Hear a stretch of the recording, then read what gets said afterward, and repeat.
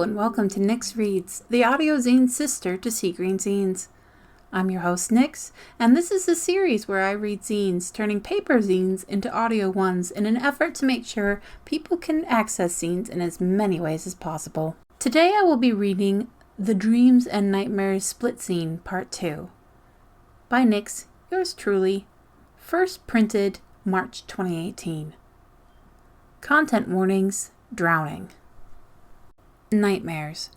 Welcome to my first ever split zine, a technique I have been wanting to try out for a long time. While this zine can probably be read in whichever order you'd like, I do think that it flows best if you read the dream section before the nightmare section. Those with the greatest awareness have the greatest nightmares. Mahatma Gandhi. Drowning. I didn't like dreams when I was a child. Or rather, I didn't like that all I seemed to have were nightmares, and all about the same thing. Drowning. With the knowledge that has come with being an adult, I understand how my environment contributed to such violent and disturbing nightmares. But when I was a child, all I knew was the terror of what was likely to come more nights than not. The earliest dream I can remember was of walking down the driveway to my house. I saw a puddle on the side of the driveway and crouched down to look at it. Suddenly, I was in the puddle, reaching upwards and trying to get out of impossibly deep water. No matter how hard I tried, something pulled me deeper and deeper. I woke up gasping, too terrified even to cry. Again and again it happened, each night, suddenly finding myself trapped in puddles, rivers, lakes. No matter how much I tried to avoid the places, walk around the places, not even go near them or on bridges or boardwalks, no matter how much I tried to protect myself, the water would always pull me in and leave me desperately trying to wake up. One night I dreamt that the creek by the house, a decent walk away but still close enough to see from the house, slowly began to rise and rise for no reason. No one seemed to care about the impending threat, and, as a child, I felt absolutely helpless to the waters that soon began to pour into the house through the doors and windows. As I grew older, the water got further away but so much bigger. While puddles and lakes were frightening in my early childhood, tsunamis became the water terror of my teenage years and even into my early 20s. Suddenly, even places I was familiar with and that were far away from water were no longer safe. The tsunamis would always find me. The last water death dream I had was when I was in my early 20s. I'd finally moved to Australia and escaped the abusive environment, but I was still dealing with the trauma from all those years. In that dream, I stood on a huge hill and could see the ocean in the distance. I knew a tsunami was coming and that it wasn't likely I would survive. But it was possible. Something clicked within me in that dream, and I knew it was possible for me to survive. I found a bigger hill to stand on and even encouraged people to come with me. It wasn't taller than the tsunami, but it was something. As I reached the top of the hill and watched the tsunami coming toward me, I actually had some hope. The Shadow Watcher. I first dreamt of the Shadow Watcher when I was about 4 years old. In the dream, I left my body and floated through the wall of the house to the outside. I floated around for a while, not really knowing what to do, and then I looked back at myself through the window. Everything was as it should be, from the papers I'd left out on my little desk to the warm glow coming from the doorway from the hallway light. Everything, save the Shadow Watcher standing next to my bed, staring down at my body. I stayed floating, too afraid to go back to my body while it was there. I couldn't make out many features other than it was tall, dressed all in dark gray or black, and had a slight blur about it, but not enough to mask the obviously humanoid features. Just around the edge of its being, I could make out just enough to see the angle of its neck and to know it was staring down at me. And yet I hid around the edges of the window just in case it turned and I had to duck out of sight suddenly. I knew with all of my being that it was there in the waking world looking at me, and yet I also knew that it could see me in the dream world as well.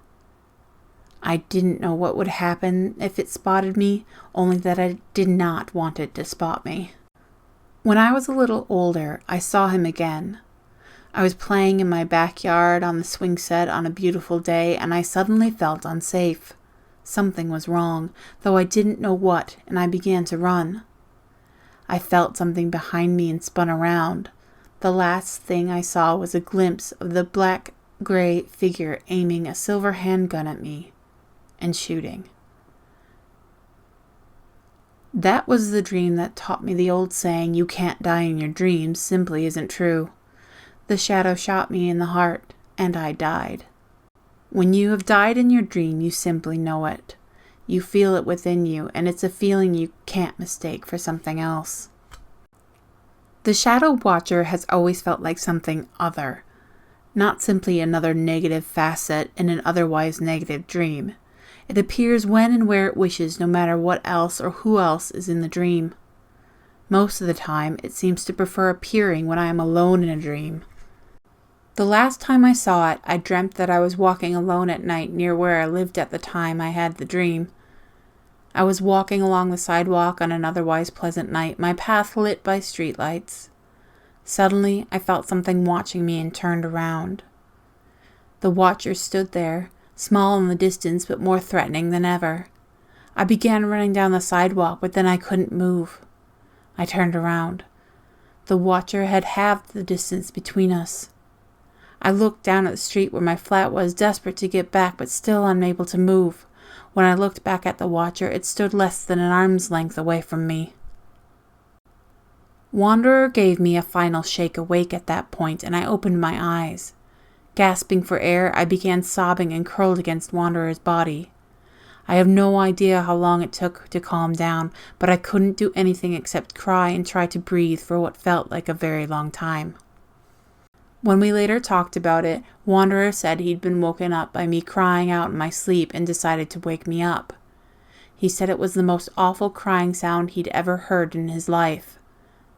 I have not seen the Shadow Watcher for a while now, but the terror it inspires in me still endures, to the point I considered skipping writing about it at all. The Fragile Thread. This isn't really fitting of the nightmare side. It's been both a fascinating thing and a terrifying thing at different times and dreaming situations.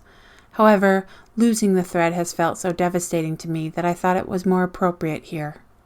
Think what you will of me for writing this, but I truly believe our consciousness travels when we dream. Perhaps not every time in every dream, but certainly sometimes.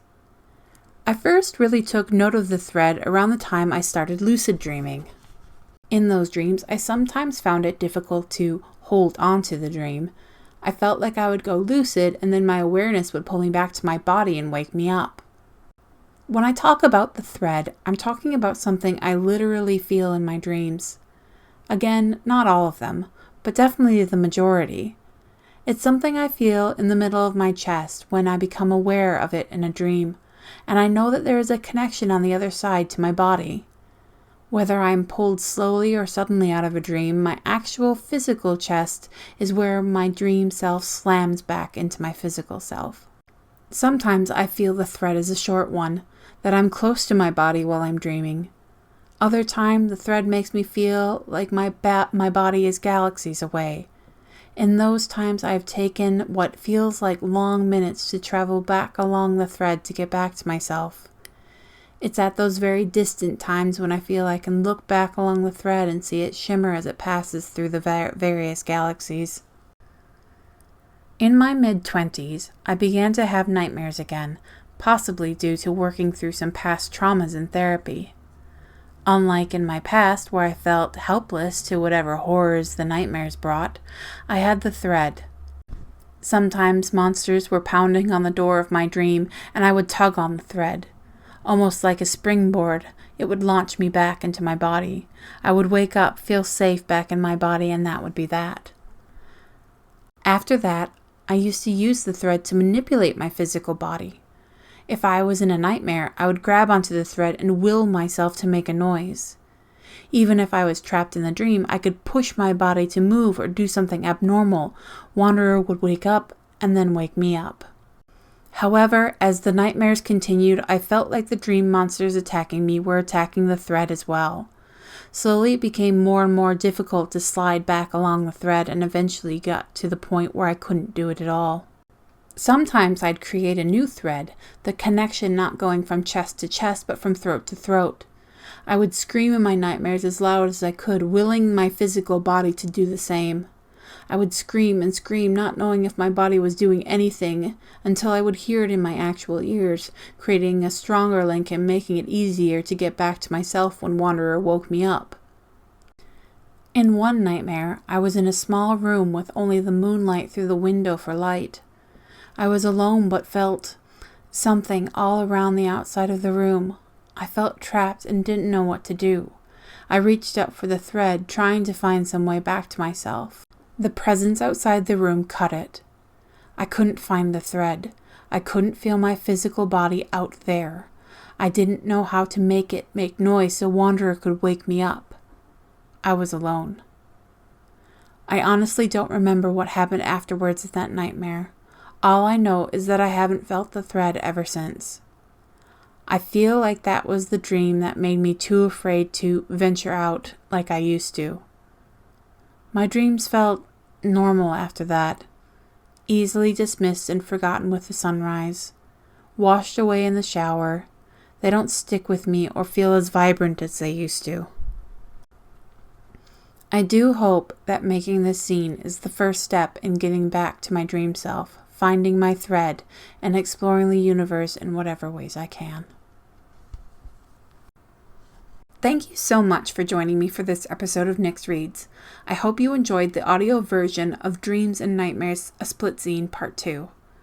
Be sure to come back in a fortnight for the next episode of Nyx Reads, and be sure to check out the show notes for any links or people mentioned. Until next time, relax, refresh, and spread a little sunshine.